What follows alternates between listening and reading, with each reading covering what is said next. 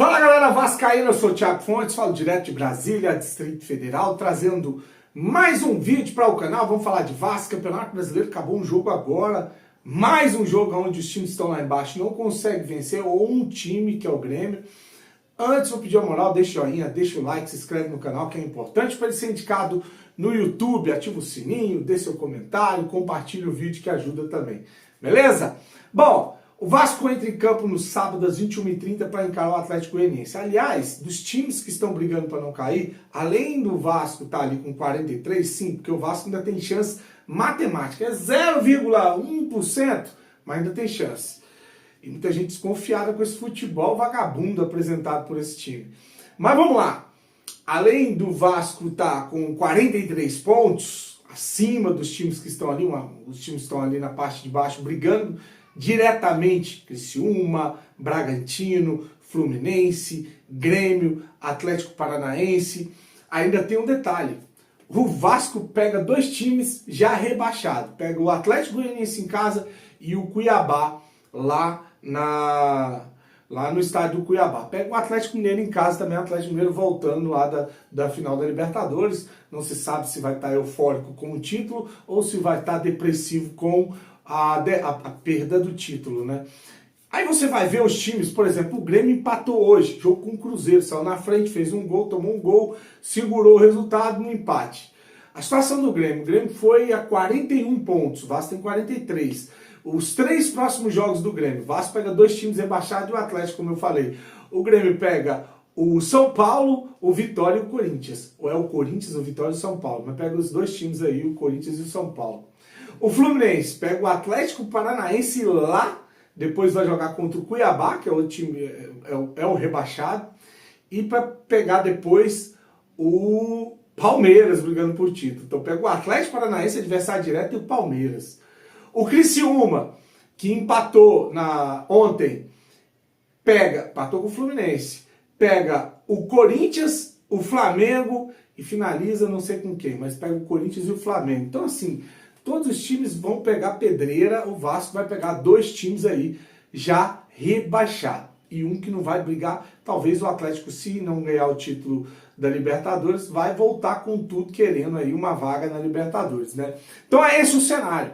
Eu acho que não cai. Eu tenho falado isso aqui há muito tempo, o Vasco não cai, mas assim, é porque acumulou uma gordurinha que salvou o final do ano do Vasco. E que esses times que estão lá embaixo não conseguem engatar uma sequência de vitórias. Juventude vinha de um empate, dois empates, né? Um contra o Grêmio, estava vencendo por 2-1, teve o pênalti para fazer o terceiro, perdeu, o Grêmio no finalzinho empatou.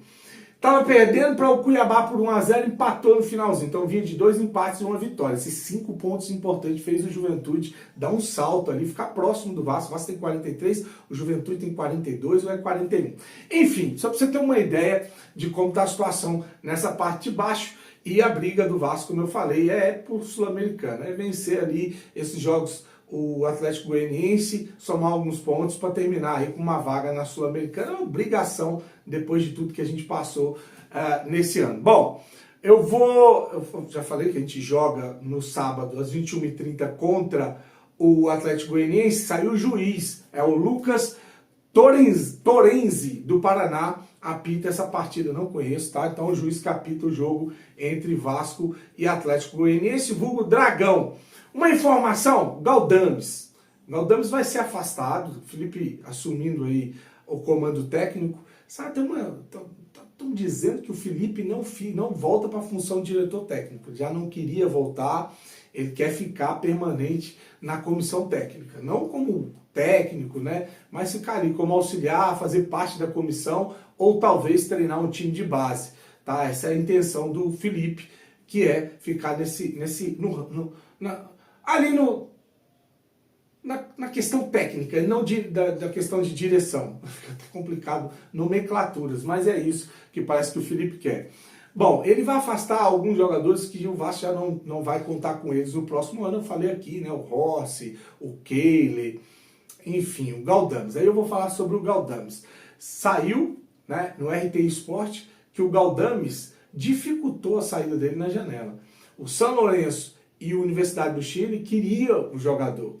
Só que ele tem um salário muito alto. Eu achava que era 500 mil reais. Na matéria diz que é 350 mil. Eu acho que é mais. Não sei se tem algum tipo de luva, premiação, alguma coisa assim. Tinha um gatilho que ele podia renovar. O Vasco podia renovar, mas o Vasco não vai usar esse gatilho, né? E esse salário de 350 mil reais, ele para ir para a Universidade de São Lourenço, o Vasco teria que arcar com parte desse salário. Ele não queria abrir mão de absolutamente nada. Não quis. Ele falou que não abriria mão do dinheiro dele que ele tem para receber do Vasco. Então, por isso ele não foi negociado.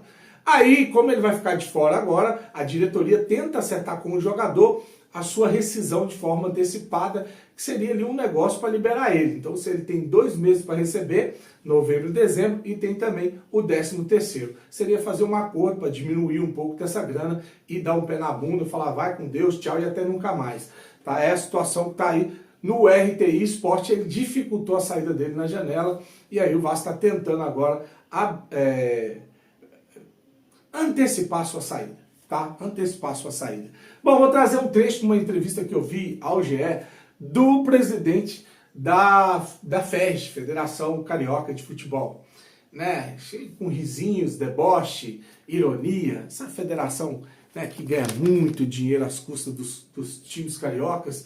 E ele vai dizer o seguinte, ó, se o Campeonato Carioca não fosse importante, times não demitiriam técnico e diretores. Então vou deixar essa primeira declaração. Eu acho que os clubes, todos eles têm o objetivo de ser campeão. Nenhum deles olha para cumprir tabela. É um campeonato que de vez em quando até cai comissão técnica, cai diretoria. É um campeonato importante que, se assim não fosse, não teria essa repercussão ou esse objetivo. Aí ele vai falar agora sobre um assunto que sempre, todo ano, é trazido à tona por causa do calendário do futebol brasileiro. Acabar com os campeonatos estaduais. Eu falei que existe uma questão política, que os estaduais não vão acabar nunca. As federações, elas dependem dos estaduais para encher as burras de dinheiro de dirigentes, de federação, né? E as federações, os presidentes das federações têm um voto para escolher o presidente da CBF. E é um voto que pesa mais, inclusive, que o voto dos clubes de futebol. Então, por isso que, politicamente, os campeonatos estaduais, eles nunca vão acabar. E ele diz o seguinte, ele criticou quem fala em acabar com os campeonatos estaduais, chamou a ideia de genocida, que os campeonatos estaduais formam craques, inclusive para a seleção, por isso que a Inglaterra não ganha mais título, porque eles não têm esse tipo de campeonato, só tem a liga lá, enfim, beneficia times pequenos, que não tem calendário, enfim, vou deixar aí o Rubens Lopes dizendo que essa ideia de acabar com o Campeonato Carioca é uma ideia absurda. Essa história que todo mundo fala, vamos diminuir os estaduais, tem que acabar os estaduais. Isso é o maior genocídio do futebol que pode acontecer. Isso é só na cabeça de quem não raciocina. É só na cabeça de quem imagina um número limitado de clubes. É só na cabeça de quem não vê a cadeia produtiva do futebol.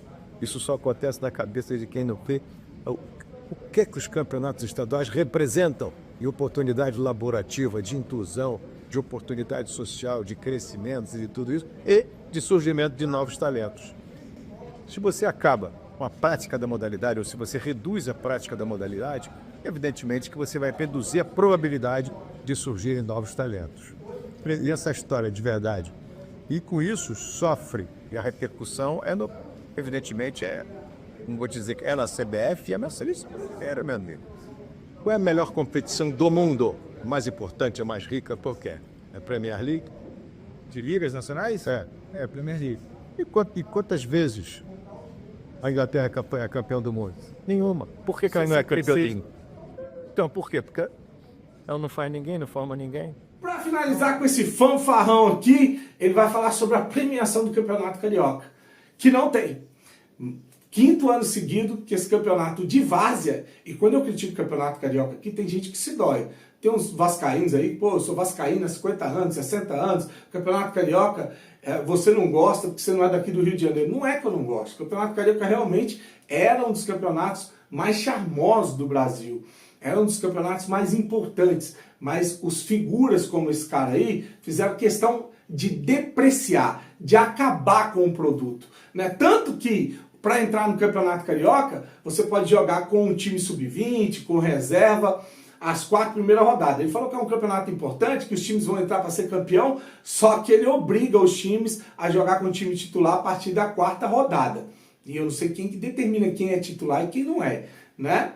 E aí, ele fala que ele desconversa com relação à premiação, né? Óbvio que pelo 5º ano seguido não vai haver premiação, vai ser só medalha e troféu para os times, que faz desse campeonato um campeonato bizarro, aonde depois tem comemoração de título de 4º lugar, porque é uma outra situação bizarra você ter esse campeonato.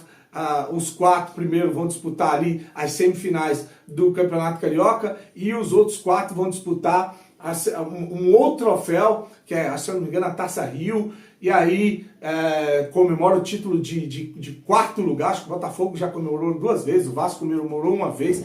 É constrangedor, é uma vergonha para o Campeonato Carioca a forma que eles tratam, a forma que eles fazem o Campeonato Carioca. Então vou deixar aí para finalizar, né, o grande Rubens Lopes, o Cartola aí, o dono, o dirigente, o presidente da FERJ, debochando e falando de premiação, que não vai ter. Contrato novo chegando aí, em termos de transmissão, como é que a festa está trabalhando essa questão de rentabilizar um pouco mais o Carioca? Olha, nós estamos fazendo alguma coisa comparativa. Inclusive, nós precisamos do seu olerite para ver o quanto que isso representa naquilo que a gente possa ser justo com os clubes. E aí, contratos, o que tem de transmissão previsto para o ano que vem para essa possibilidade de aumento de receita do top estadual? O que tem previsto, a Band mantém a sua posição e estamos ali praticamente em negociações bastante avançadas com a Globo. Então, quase que 100%, nós podemos dizer que nesse campeonato de 25 nós teremos 2 grandes emissoras transmitindo esse campeonato. Financeiramente é uma evolução. A importância do campeonato. Se não fosse importante, nós não teríamos aí, sei lá, quantos milhões de O senhor sabe quantos espectadores? Americano lá dos milhões do contrato. Não, espectadores, milhões de contrato não tem importância. Eu não sei quanto você ganha. Então, mas é uma evolução, gostaria de saber.